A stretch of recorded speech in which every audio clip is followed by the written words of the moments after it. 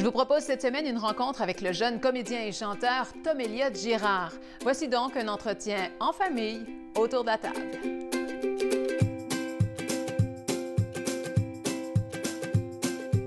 Salut Tom Elliott. Bonjour. Je suis vraiment contente de te rencontrer. Et là, on te retrouve chez Ketchup, boutique vintage. Est-ce que ça t'interpelle, cet univers-là? J'aime tellement ça, le vintage. C'est une boutique en fait qui appartient à des amis à nous. Puis à chaque fois que je viens, là, tout le temps des nouvelles affaires, puis je fais le tour de la boutique, puis j'ai ça coupé, là, je capote, c'est tellement beau. Alors Tom Elliott, ça a été un automne important dans ta carrière d'acteur. Tu as fait tes débuts dans 30 vies. On veut tout savoir sur cette expérience-là. Comment ça se passe?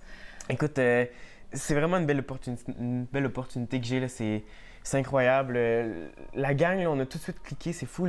C'est vraiment une belle expérience. Puis sur le plateau, en fait, c'est sûr que c'est assez rapide, puis c'est assez difficile. On rush, là. Mais qu'est-ce que ça te donne de couler tes cours? Il me met de la pression pour que je t'aide, puis c'est moi qui paye parce que tu foires. J'ai pas peur de lui, moi. On lit les textes une semaine avant, en fait, que ça soit enregistré. Fait que c'est ça. Et là, c'est encore comme ça maintenant? Là. Oui, encore, oui. J'ai reçu les textes comme hier pour la semaine prochaine, puis là, je lis ça. Alors, parallèlement à ça, tu fais aussi beaucoup de doublage. Oui. Quel film, par exemple? Ça fait quand même 4 ans que j'en fais, donc j'ai participé à plusieurs trucs, là. Mais des rôles principaux, j'ai eu Hugo Cabret, j'ai fait Hugo. J'ai travaillé aussi dans des films jeunesse, surtout, là, comme Le Chaboté ou Fuyons la planète Terre, des trucs comme ça. Sinon, je travaille en ce moment sur une série jeunesse qui passe à Radio-Canada le matin, le dimanche à 9h, je crois. Puis je fais un rôle principal là-dedans. Sinon, je fais aussi un petit rôle dans une série à VRAC TV qui s'appelle Le Studio. Oui, je connais ça. Et ça a été quand le déclic de cette passion-là pour le métier d'acteur? En fait, je pense que c'est depuis toujours comme ça. T'sais, mon père est chanteur, ma mère est dans le métier aussi, donc on a toujours traîné dans les coulisses, puis on a toujours fait partie un peu de ça. Fait que j'ai toujours baigné là-dedans, puis j'ai toujours aimé ça. Puis en fait, ça a commencé quand j'ai commencé comme ma première audition vraiment à Montréal pour Kaboom, puis que je l'ai eu. Puis c'était comme ça a été ma première vraie expérience à télé. C'était Tom Elliott qui s'en allait sur un plateau de tournage, puis j'avais mon rôle à moi, j'étais élève. Puis c'était vraiment ma première expérience, puis je pense que c'est là que j'ai vraiment eu le vrai déclic, là, j'ai vraiment trippé. Là. Ouais. Et j'aimerais là avoir les détails de ton agenda, avec les tournages, avec l'école aussi. Est-ce que c'est un joyeux casse-tête? C'est sûr que c'est pas tout le temps facile. Comme là, j'ai des devoirs à faire, parce que là, je suis en 4, fait que j'ai maths forte, sciences fortes.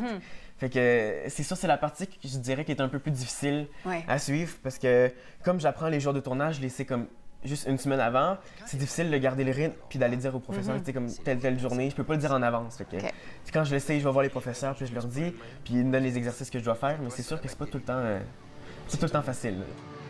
Pourquoi on fait pas un croche pour le labo? Ça te tente? Oui. Je te paie les hot dogs, après ça, tu m'amènes au labo et tu me montres des expériences en cours. OK? OK, d'accord. Maintenant, Tom Elliott, pour parler de ta carrière musicale, j'aimerais qu'on le fasse avec un invité. Oui. Il est là. Ben oui.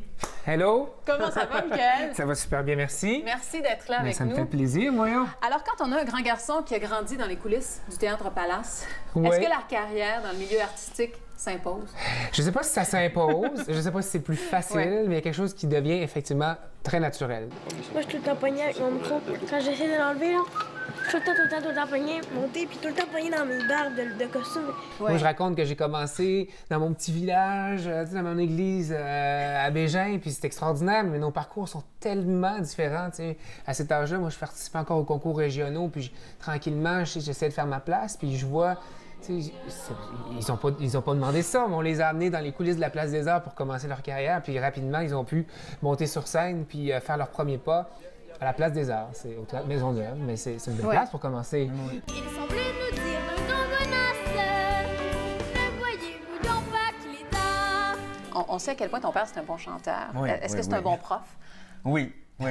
C'est sûr que avant, c'était plus tough un peu, tu sais, comme faire coacher par mon père, par le chant, on se pognait plus un peu, mais maintenant, tu sais, comme, j'ai compris. Non, il y a mais c'est comme parce que la relation n'est pas évidente. Hein, parce que moi, c'est vrai que j'ai enseigné beaucoup. Quand tu enseignes à un autre élève ou à un autre enfant qui le tient, tu n'as pas la même dynamique. C'est pas pareil. T'sais.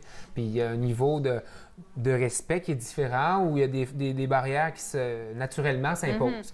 Quand ton enfant est là, si ça ne tente pas, il a le droit de te le dire. T'sais. Puis si toi, le ton peut monter plus facilement. Ouais. C'est pas toujours rose, là, notre affaire. Là, fait que des fois, le ton monte, puis des fois, je suis obligé d'être plus exigeant, puis les gars aiment moins ça parce que je suis plus directif, puis je veux pas que ça prenne trop de temps. Fait qu'un ouais, go, c'est là que ça se passe. Là, c'est là qu'on a le temps, on n'a pas le temps, tantôt on s'en va. Fait que là, comme on disait, on a des horaires assez.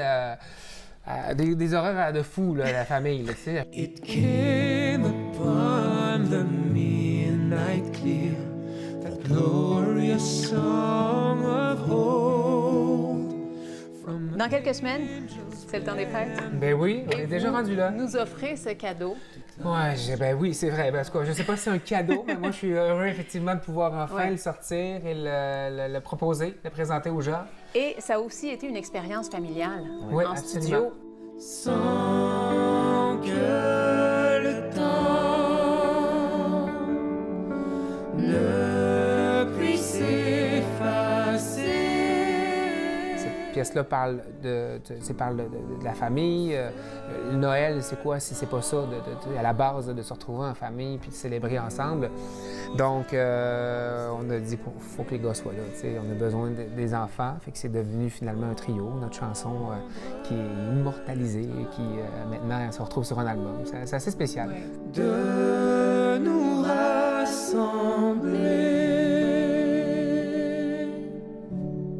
Alors, une année importante qui s'achève.